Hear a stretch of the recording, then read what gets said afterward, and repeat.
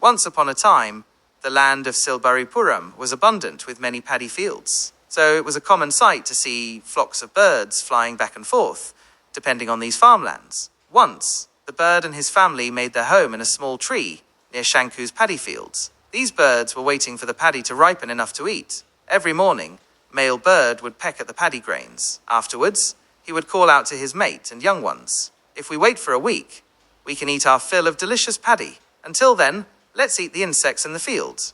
A few days later, Shanku and his wife came there. Shanku said to his wife, "We should start harvesting this field tomorrow morning. Tell the workers today itself." Hearing this, the female bird said to male bird, "We must leave this place as soon as possible. Since it's a short tree, those coming for the harvest might attack our young ones." Male bird said calmly, "There's less chance of workers coming tomorrow, because Shanku is someone without clear planning. Since harvesting is happening everywhere in this land at the same time, he should have arranged for workers many days in advance." The next morning, Shanku and his wife arrived there. "Hey, since the workers haven't come, let's ask our relatives to come for the harvest." Even then, the mother bird chattered anxiously. "Let's leave here today," he said bravely. "Hey, all of these humans' relatives are actually enemies. We are not going anywhere." When they came the next morning, Shanku and his wife said, "All the relatives have cheated us. Let me tell my friends." At that moment, the female bird got scared. "It seems like it's time for us to fly away from here." He consoled her. "That's just the landowner's feeling.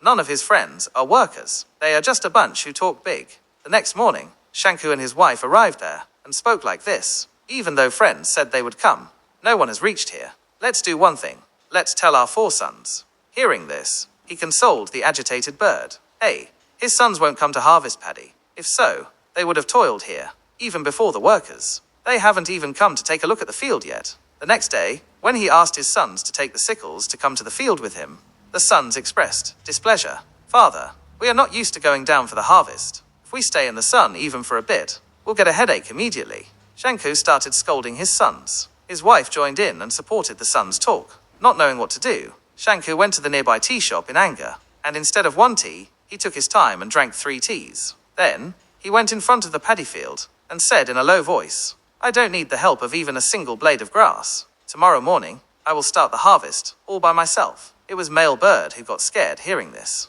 He said, "Let's eat as much paddy as we can throughout the day today, and when our food pouches are full, we must leave this place with the young ones before it gets dark."